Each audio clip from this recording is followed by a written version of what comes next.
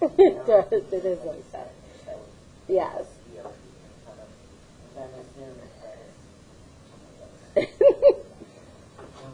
All right. So the vertical line test says if you can draw a vertical line,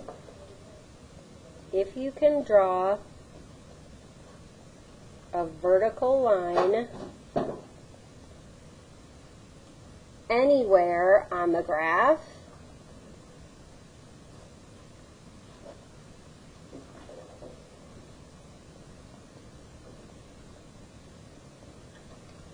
so if you can draw a vertical line anywhere on the graph and it only passes through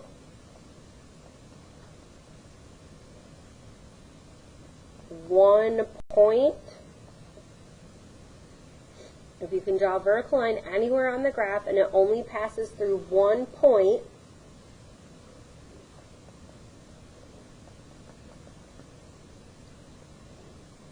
then it's a function. Okay, if you can draw a vertical line anywhere on the graph and it passes through one point, then it's a function. That means if it passes through more than one point, then it's not a function. Okay, so remember before we were looking at tables, do you guys remember how we decided when something wasn't a function by looking at a table? What did you guys look for in the tables?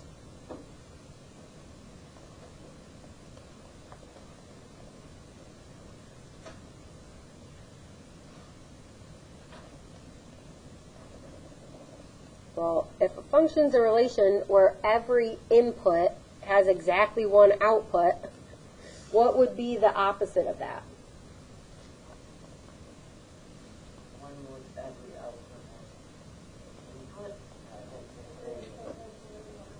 Yeah, it would have to, there'd be more than one, okay? So if it's not exactly one, then that means that there would be more than one, okay? So we're just expanding that a little, and now we can extend it to graphs, where before we were just looking at tables. Okay? So what do you guys know about linear functions? If I asked you guys to draw one on the board, could you draw one? You used to be able to? Okay, will you go draw one up there?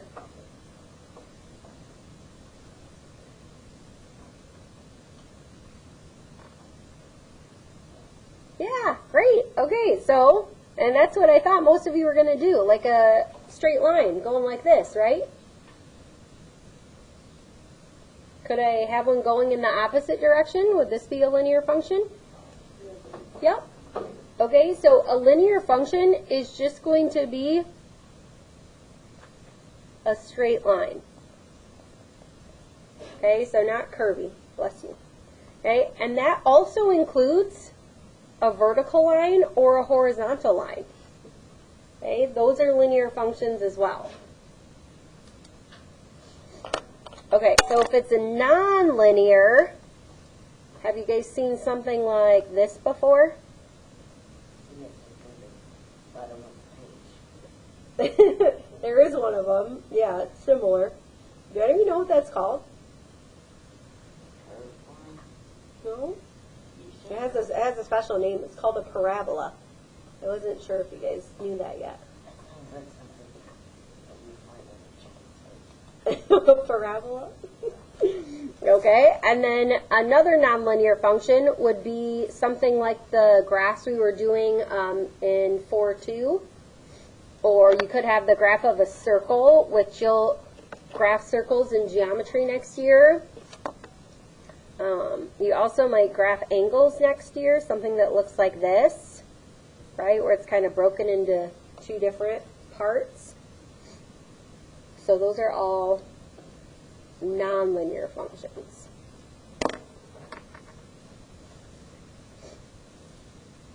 Okay, so the next thing we're going to do is we're going to mark up the text. We're going to mark up the directions. Is that something your teacher usually asks you to do in English class? Do you guys call it talking to the text? Yeah. Or marking it up, okay?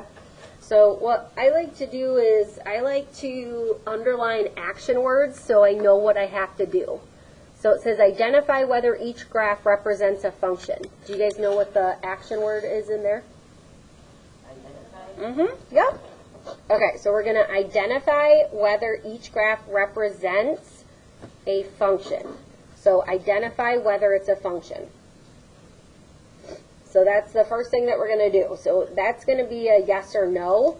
But then it goes on to say we have to explain. So that means we're going to have to write a sentence. And it says if the graph does represent a function, is the function linear? So I also have to make sure I answer if the function is linear, if it is a function. Okay, so those are compound directions. They're asking you multiple things there. So let's just start with the first. Let's say whether or not it is a function, and we can use the vertical line test. The easiest way to do the vertical line test is to take your pencil, and if you can put your pencil anywhere on the line and it crosses more than one, then you know it's not a function. Can we put our pencil anywhere where it will hit more than one spot with this? With 1A? I did some examples for you. And again, it has to be a vertical line, not a horizontal line. So what do you guys think? Is it yes, it's a function, or no, it's not a function? It is a function. Okay, so we're going to say yes, it's a function. We'll abbreviate because, okay? And all you have to say if it's a function is that it passes the vertical line test. So you can say, yes, it's a function because it passes, and then again, we'll abbreviate it. We'll just call it the VLT, the venison lettuce tomato sandwich. Okay, so we said yes. So now we have to say, is it linear? Does this look like one of the lines we drew in our examples? Yep. So that means yes, it is linear. Okay, so yes, it's linear.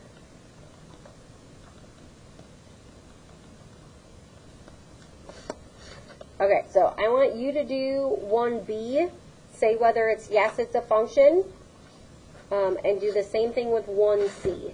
Okay, and I'll come around and check. Okay, so I checked several of your papers, and you guys did say yes, it's a function, and then the explain, again, is just because it passes the vertical line test. So yes, it's a function because it passes the VLT. And then is it linear? So is this one of the examples we drew in our linear functions? Yeah, so it's linear.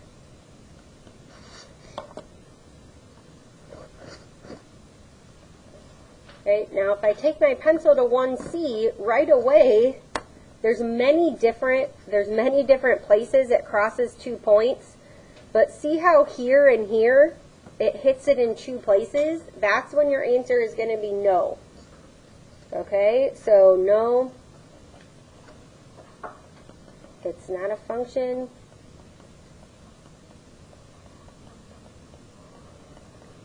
Because the vertical line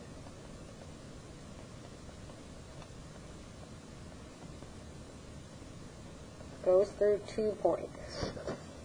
Okay, so not a function because it goes through 2 points. Okay, and then is this linear or nonlinear? Yep. Not linear. I guess we should say it's not linear because there's a curve. Anytime there's a curve, it will be nonlinear. Okay? Okay, now we are going to do some graphing. Okay, and we're going to do graphing with tables. Okay, so whenever you have to graph something, you can always make a table. So it says complete the function table. And then we're going to plot the points and then graph the line, okay? And I'll actually give you some straight edges for that. All right, so this is negative x minus 7. So what we're going to do is instead of x, we're going to plug in those numbers. And then will you guys have out your calculators for me? Because I'm going to do the first couple with you. And then I'm going to have you finish that.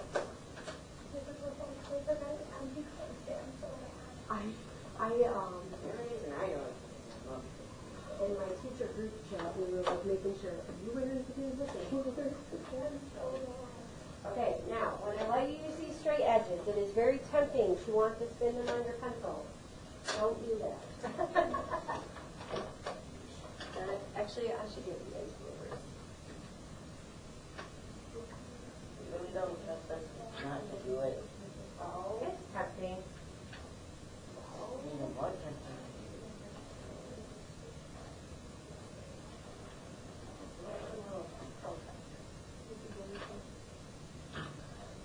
It's just, you know, when somebody tells you not to do something, some of you just think that as, oh, I want to do it even more. Is that true? Sometimes I'm like that, where it's like, they're like, you can't do this. I'm like, oh yeah? That's what I can. Yeah, it's a thing called, like, Yeah, contrarian, being a contrary. Doing something to the contrary. That's it. But actually, when you get to geometry, you'll use those. So maybe you get a little straight edge. Okay. Use that.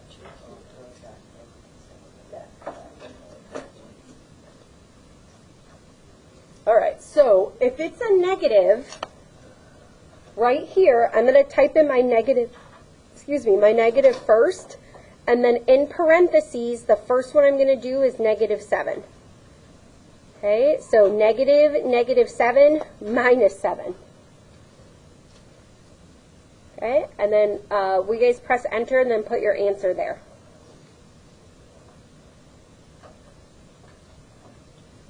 What do we get?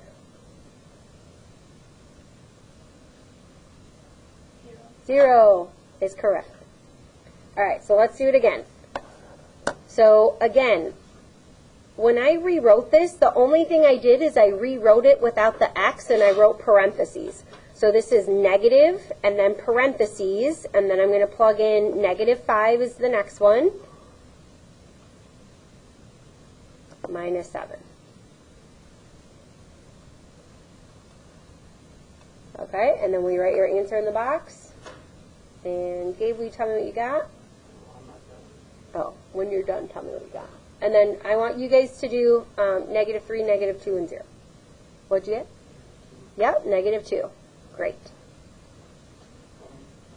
All right, and then I want you guys to do the rest of those, and then we'll check them.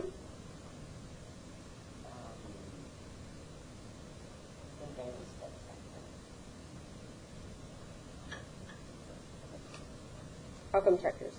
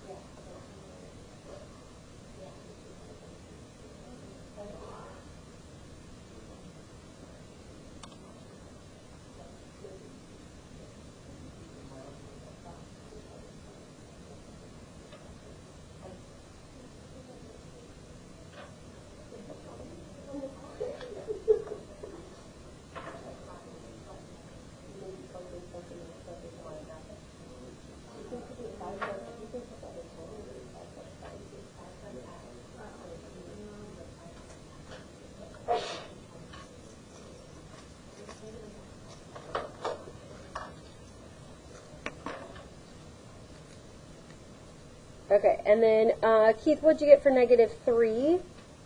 Oh, -4. And then Gabe, what'd you get for -2? Yep. And then Reagan, what'd you get for 0? -7. Okay. Now, when you are graphing this, if it is not a straight line, that means there was either a problem in the table or a problem with the graphing. I want you to look at these numbers.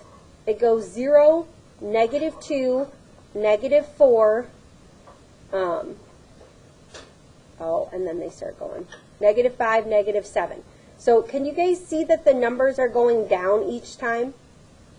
Okay, so it should continue like that. So on my X, I'm going to go to -7, and then 0 means I don't move anywhere up or down. -5, -2. Now these graphs are set up nicely for you, so you really couldn't go in the opposite direction, so that should be helpful. But when you go to graph, okay, and you take your straight edge, whether it's a protractor or you're using a ruler, okay, if they don't line up and make a straight line, then that's how we know something went wrong, okay? Now when you connect the dots here, what you're going to do is put an arrow on each end. Do you guys know why? What that means, the arrows? It is a line, and this is going to keep extending. Okay, so this goes to infinity, that's going to go to -infinity.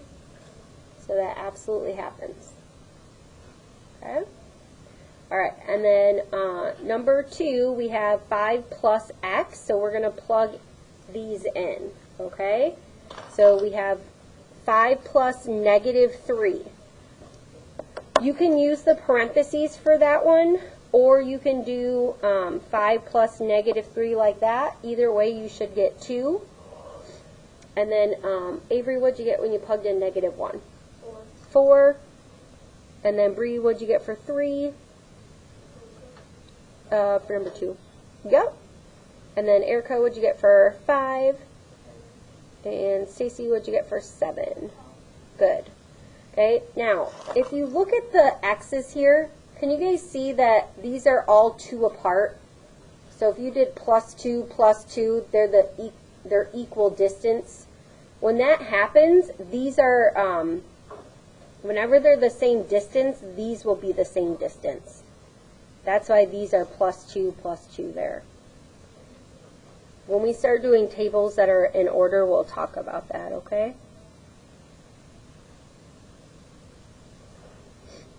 Okay, so we have -1, and then, oops, so what'd I do wrong here? I wasn't being very careful. What'd I do? Yeah. So look, what is the scale for this?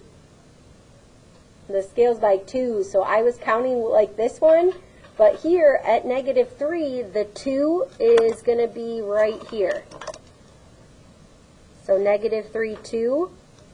At -1, I'm going to go to 4. At 3, I'm going to go to 8.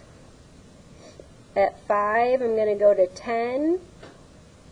And when the numbers are a little bit bigger like that, your scale is different, just so you can fit it all on there without having a really, really tall graph.